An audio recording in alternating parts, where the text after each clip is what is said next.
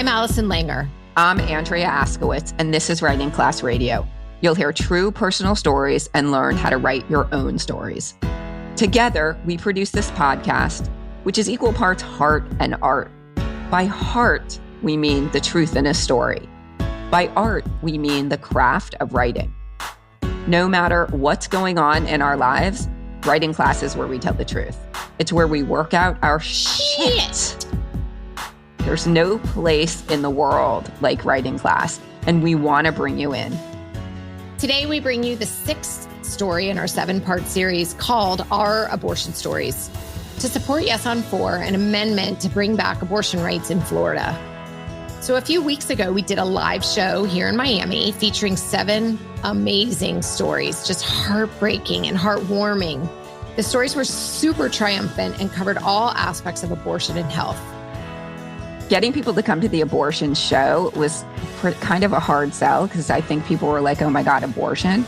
But like even the story that you're about to hear right now is going to make you stand up and cheer. The stories are triumphant. Okay, so we're going to bring you guys one story a week until the election, which is on November 5th, 2024. If you're listening after November 5th, I really urge you to still listen to these stories. They're amazing and they're really informative. They're well written and everything is totally worth listening to. So if this is your first time listening to this whole series, start with episode 190 to learn how the show came to be and why we feel stories can change hearts and laws. This is the first time you've ever heard about Writing Class Radio, go to episode 1. That story, my story, shows how sharing our stories, writing our stories changes lives. Today's story is by Derick Cook. And if you weren't convinced by Dr. Cecilia Grande's story in the previous episode that the state of abortion rights and the state of healthcare is a crisis, Derick's story will drive home that message. Back with Derick's story after the break. We're back. I'm Andrea Askowitz, and you're listening to Writing Class Radio. Here's Derick Cook reading his story, We Didn't Give Up. Good evening. I wasn't being rude, but if you guys could see what I see on my phone, you would be happy. I would like to tell you the story about my wife, Anya Cook, and our miscarriages and what we endured. From the first moment I saw Anya's face, I knew she would be my wife. It only took a year for us to get married, and it wasn't long before Anya told me she was ready to have a baby. I already had a son from my previous marriage, and I wasn't ready to have any more kids. But the more we talked about it, the more excited I got. I still have a video on my phone where my wife is so excited that she was pregnant. But it was only a few weeks before we had a miscarriage. Then we had another miscarriage, and plenty more after that. Despite the heartbreak, we wasn't ready to stop trying. One thing I can say about my wife is she's a warrior. And if you knew who my wife, Anya Cook, was, personally, you would say the same. But everything she does is calculated. When all of this was happening, Anya took pregnancy tests every day. She took pictures. She took notes. She even tracked down the hormone levels. And yet every time we got pregnant, it ended in a miscarriage. Then we had a special baby. I named this baby Bunny because every morning I would go to work. There was a white bunny running around my front yard, and I didn't know where it came from. So I said, you know what? I'm going to give that baby that my wife is pregnant with a nickname. Bunny was special. She was a fighter, and she was such an active baby. When my wife was 16 weeks with Bunny, we went out to dinner to celebrate. And on our way back to our truck after dinner, Anya felt a drip run down her leg. She said, "Babe, did you throw water on me? And I said, no, I did not throw any water on you. She said, I hope this is not what I think it is. I was saying the same. We ended up going to the emergency room, and we waited for 40 minutes while the amniotic fluid leaked down my wife's leg. And there was a boy, a little boy, who pointed at my wife and asked his mom, Mom, what is going on with that lady? And all his mom could say is, son, just mind your business. When we had to wait for the doctor, he said, you're going to lose the baby. And we had to wait 12 to 24 hours before the baby could come out. And he said there's nothing he can do. Then he explained about the 15-week ban that had just gone into effect. I remember thinking, what about your oath? What about helping patients in need? Well, all he could do is apologize and explain that he could not lose his license or go to jail. So my wife didn't get the necessary care that she needed. He then sent us home, and Anya told me she was going to die when the baby died. She just had a bad feeling. Her body wasn't right, but I was in denial. I said, we're going to get over this. But my wife is very smart. I sure wish I had a brain like my wife. She researched online how to get the amniotic fluid back up. But then it was too late. The next day, Anya asked me to take her to the hair salon. She had a friend that died without getting her hair done. And she didn't want to be a burden on her mother and having her mother deal with that. So I took my wife to the hair salon. And while I was sitting in the truck, she called me from the bathroom and said, babe, she's here. I ran into the bathroom and I saw Bunny hanging down from my wife. I told my wife, don't look. I will carry that burden for the rest of my life.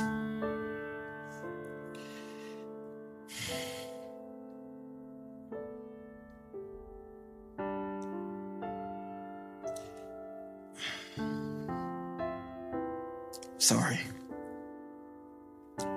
Anya was bleeding a lot. And I separated the baby from my wife, and then she really started bleeding. And finally, an ambulance showed up and rushed Anya to the hospital. Anya lost nearly half the blood in her body that day on the bathroom floor.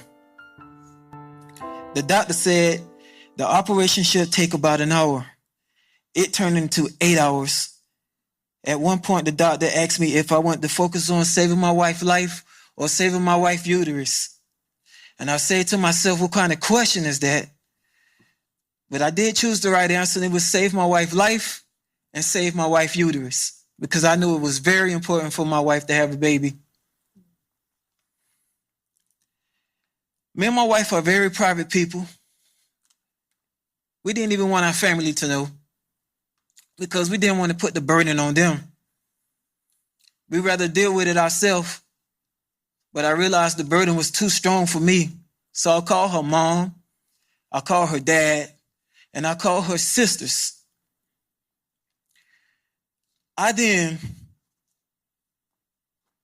started to pray after a security officer told me, you need to go pray. I went into a trance for about an hour of praying. And after I got up, my wife's family and the whole hospital staff was standing behind me. And they all started praying with me.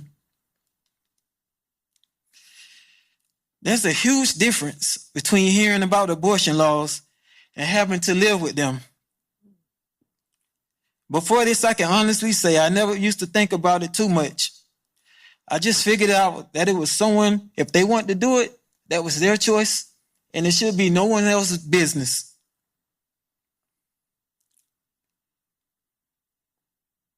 But when that 15-week ban came down, I felt like a lot of you here. I was confused and I was pissed off. And then they turned around and tell us 15 weeks wasn't enough. And now they implemented a 6-week ban. Today I ask myself, how can our government come into our homes and interfere with the choices that we make with our families? When Anya got out of surgery, the doctor said, I don't know what kind of prayers you did, but she's going to be okay.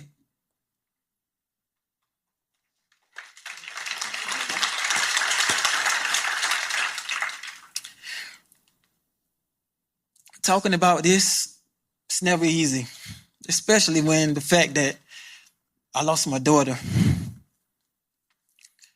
She was the only baby to make it up to 16 weeks. She was the 17th baby out of all those miscarriages my wife had. We lost Bunny in 2022. And I want you guys to know that when I walked on this stage tonight, I didn't know how I was going to deliver this message to you. But I want to make it personal. And I didn't want you guys to think that this is script, because it's not. When I walked on the stage tonight and look at my phone, there's 2 people in my life right now. That's my wife, Anya, and my 9-week-old daughter.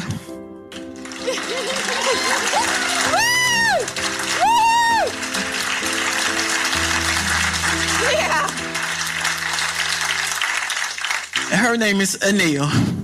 Her nickname is still Bunny.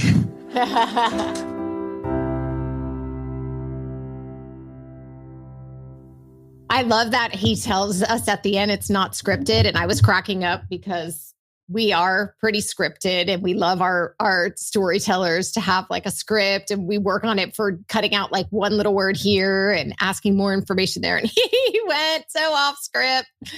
It was great. Yeah. He didn't listen to a damn word we said. He started with the phone, which was his own thing, which I was like, wait, what is he saying? But then he brought it back at the very end. That's the sign of a really good storyteller.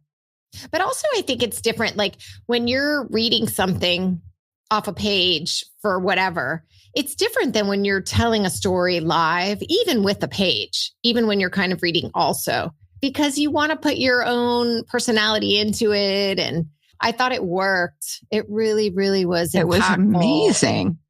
Yeah. This story, God, it totally gets me. And this, just listening to it right now, I mean, I listened to it on stage and listening to it right now, it's gorgeous. It's so powerful. We tell storytellers to be in the moment, be in your story when you're reading. And Derick Cook was 100% in it. He was really feeling every step of it. And he knows his story really well. But he didn't really go off script. Only the beginning and the end. And I know because I worked with him on a story, but so gorgeous. I hate that his family had to go through this because of our stupid ass abortion ban. And this was already a 15-week one. And like he says in the piece that now it's 6 weeks. So it's brutal. I mean, this happened in 2022. And it was when his wife had a miscarriage at 16 weeks. And then they sent her home. I mean, that's one of the exceptions, is when you have a spontaneous miscarriage, but still, because there was fetal cardiac activity, they sent her home. No, she wasn't having a miscarriage. Her amniotic fluid leaked out. And so they were waiting for her to have the abortion, like the miscarriage, to begin. Okay. They sent her home. Well, one of the exceptions, what we learned from Dr. Grande in that previous episode was, I can't remember what she called it. There were 3 exceptions, and one of them was like when your water breaks. 3 exceptions: a ruptured membrane. That's this. Which means the water broke. ectopic pregnancies, which mean pregnancy is not in the uterus, and molar pregnancies, which mean the patient has an abnormal aggressive placenta. So, but if this is the case, why didn't they take her, Anya in and perform the evacuation? Because doctors are afraid, because there's all this gray area, because there was still cardiac activity. So the fetus was still alive. So they were waiting for the fetus to die, or they were waiting for her to get so sick that they had to save her life. And that's that gray area. And so they sent her home. Crazy. God, that is so, so bad. What I love so much about this story is, okay, so we get the gruesome horror show of medical care right now, but we also get this really beautiful love story. The parts where how we learn about how Derick, like, I love her brain. I wish I had my wife's brain. Like, there's such a, I don't know, he like worships her. And then he takes this other part where he takes her to the hair salon, and we learn about like what were her priorities. She didn't want to burden her mother with dying without having her hair done. So he takes her to the hair salon, which is like, what a sweetheart. Like, she didn't just go by herself. Well, obviously, I guess not, because it was like, she thought she was going to die. Oh my God. And then that scene. Yeah. Horrible. And the way he was like, I'm going to carry this burden. Don't look, I'm going to keep this. Horrific. Just the reverence he has for her came throughout. That made me love them both so much. Yeah. And it just goes to show that it's a whole family tragedy and problem and everything. So it's not just, a woman's decision. I mean, it affects the entire family. Well, Derick Cook has become a very active participant and advocate for Men for Choice. And Men for Choice has become a really big player in abortion rights right now. And it's very cool. I hope they have success, because men listen to men. Yeah. Yes. I really hope that the voters speak and say, and prove me wrong. One thing I want to say before we go is that Anya Cook told a 2-minute version of the story at the Democratic National Convention. And Derick was on stage holding their baby. It was so beautiful. Oh my God. Do we know the baby's name? I think he said it at the very, very end. Her name is Anil. Her nickname is still Bunny. Well, thank you guys for listening. And thank you, Derick, for sharing your story with us. Derick Cook is a high school football champ, a drummer, and guitar player. Because of what Derick went through, he told us he wants to write a book. I hope he does. Writing Class Radio is hosted by me, Allison Langer. And me, Andrea Askowitz. Audio production by Matt Kundle, Evan Serminski, and Aiden Glassy at the Sound Off Media Company. Theme music is by Kenny Corrade. There's more writing class on our website, including stories we study, editing resources, video classes, writing retreats, and live online classes. If you want to write with us every week, or if you're a business owner, community activist, group that needs healing, entrepreneur, and you want to help your team write better, check out all the classes we offer on our website, writingclassradio.com. Join the community that comes together for instruction, an excuse to write, and the support from other writers. To learn more, go to our website or patreon.com/writingclassradio. A full list of our sponsors and a link to donate to Yes on 4 can be found in our show notes. A new episode in this series will drop every Wednesday until the election. There's no better way to understand ourselves and each other than by writing and sharing our story. Everyone has a story. What's yours? Produced and distributed by the Sound Off Media Company.